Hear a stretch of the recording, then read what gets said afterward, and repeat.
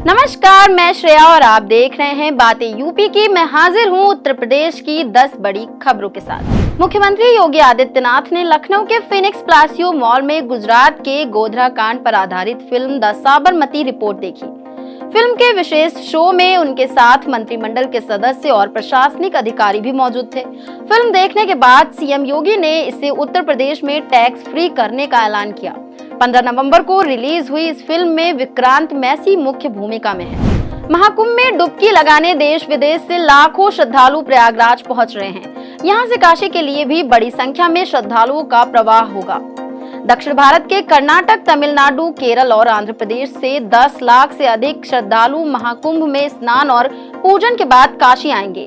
यहाँ बाबा विश्वनाथ और अन्य मंदिरों में दर्शन पूजन के लिए मठ, आश्रम और होटलों में बुकिंग शुरू हो चुकी है। महाराष्ट्र और गुजरात से भी 5 लाख श्रद्धालु आने की उम्मीद है। काशी में श्रद्धालु रुद्राभिषेक, गंगा पूजा और श्राद्ध कर्म जैसे अनुष्ठान करेंगे। तैयारियां जोर शोर से चल रही हैं। अब बढ़ते हैं अपनी अगली खबर की ओर। उत्तर प्रदेश पुलिस भर्ती परीक्षा 2023 के लिखित परीक्षा परिणाम घोषित हो गए हैं। मुख्यमंत्री योगी आदित्यनाथ ने उत्तीर्ण अभ्यर्थियों को बधाई देते हुए कहा कि परीक्षा पूर्ण शुचिता और पारदर्शिता के साथ संपन्न हुई।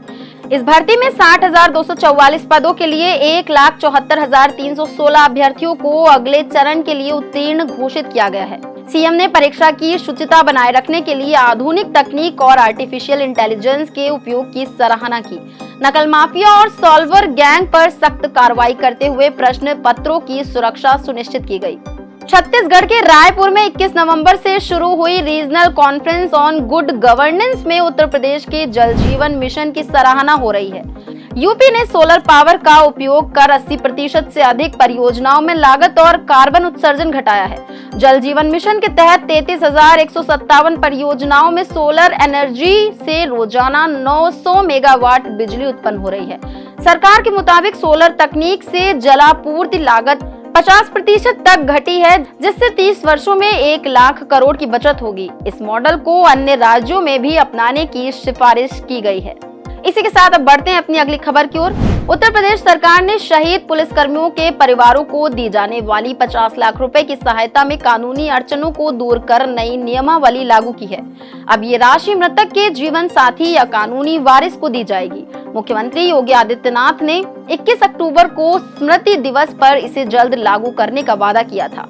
नए शासनादेश के तहत विवाहित पुलिसकर्मी की मौत पर पत्नी को पूरी राशि मिलेगी, जबकि अविवाहित पुलिसकर्मी की सहायता उनके माता पिता को दी जाएगी। ये निर्णय गृह विभाग द्वारा विशेषज्ञों की सलाह के बाद लिया गया है। खीरी जिले के पलिया क्षेत्र को शारदा नदी की बाढ़ से बचाने के लिए केंद्रीय जल व विद्युत अनुसंधानशाला पुणे की टीम ने स्थल निरीक्षण शुरू कर दिया है। टीम ने नदी की चौड़ाई, धार और सिल्ट जमा होने की अध्ययन किया। विधायक रोमी साहनी और विभागीय अधिकारियों ने बाढ़ समाधान के लिए बांध निर्माण और डिसिल्टिंग की मांग रखी। प्राथमिक सर्वे रिपोर्ट के बाद विस्तृत सर्वे किया जाएगा और कार्य योजना तैयार होगी। शासन ने इस सर्वे के लिए 6 लाख रुपए स्वीकृत किए हैं। इस परियोजना से क्षेत्र की बाढ़ की विभीषिका से राहत मिलेगी। लखनऊ मंडलायुक्त डॉक्टर रोशन जैकब ने 531 आंगनबाड़ी कार्यकर्तियों की भर्ती जल्द पूरी करने और केंद्र निर्माण कार्य में तेजी लाने के निर्देश दिए हैं। उन्होंने बेटी बचाओ बेटी पढ़ाओ योजना के प्रचार प्रसार पर जोर देते हुए कन्या भ्रूण हत्या रोकने और शिशु लिंगानुपात सुधारने की अपील की। प्रधानमंत्री जन आरोग्य योजना के तहत लखनऊ की प्रगति 80.51% और बच्चों के टीकाकरण की प्रगति 98% दर्ज की गई। रोड सेफ्टी के लिए 212 कार्यों का प्रस्ताव शासन को भेजा गया है। निर्माणाधीन सड़कों की गुणवत्ता की जांच और कार्यों में तेजी लाने का निर्देश भी दिया गया है। इसी के साथ अब बढ़ते हैं अपनी अगली खबर की ओर।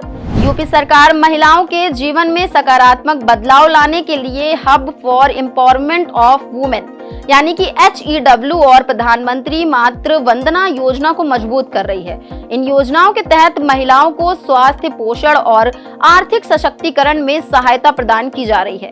जिला स्तर पर HEW कर्मियों की भर्ती का लक्ष्य 1 महीने में पूरा किया जाएगा। PMMVY के तहत गर्भवती और स्तनपान कराने वाली माताओं को 5,000 रुपए की आर्थिक सहायता दी जा रही है। यूपी सरकार इन योजनाओं की पारदर्शिता और कुशलता के साथ लागू कर महिला सशक्तिकरण को नई ऊंचाई पर ले जा रही है। गोरखपुर में तहसीलदार से लेखपाल तक के पदों पर आउटसोर्सिंग से भर्ती के विज्ञापन पर विपक्ष ने योगी सरकार को घेरा है। सपा अध्यक्ष अखिलेश यादव ने इसे नौकरी और आरक्षण के खिलाफ साजिश बताया। वहीं आजाद समाज पार्टी के चंद्रशेखर ने इसे दलितों और पिछड़ों के साथ धोखा कहा। नगर निगम के विज्ञापन के अनुसार रिटायर्ड अफसरों की नियुक्ति 27 से 35 हजार रुपए वेतन पर होगी। अखिलेश ने इसे भाजपा की आरक्षण विरोधी नीति करार दिया, जबकि चंद्रशेखर ने दलितों और पिछड़ों को एकजुट होने का आह्वान किया। इस मुद्दे पर प्रदेश में सियासी तापमान बढ़ गया है। उत्तर प्रदेश के शहरों में वायु प्रदूषण का स्तर चिंताजनक बना हुआ है। गाजियाबाद में AQI 404 तक पहुंच गया, जबकि मेरठ में ये 381 रहा। लखनऊ के तालकटोरा क्षेत्र में AQI 225 दर्ज किया गया। मुरादाबाद और गाजियाबाद के कई इलाकों में हवा खतरनाक स्तर पर पहुंच गई। नोएडा के सेक्टर 1 में AQI 396 और इंदिरापुरम में 388 दर्ज हुआ। केंद्रीय प्रदूषण नियंत्रण बोर्ड के अनुसार प्रयागराज, आगरा और बरेली जैसे शहरों में भी स्थिति बिगड़ रही है। विशेषज्ञों ने इन इलाकों में हवा को स्वास्थ्य के लिए बेहद खतरनाक बताया। तो ये थी दिन भर की 10 बड़ी खबरें। ऐसी ही खबरों को देखने के लिए देखते रहें और करते रहें बातें यूपी की। धन्यवाद।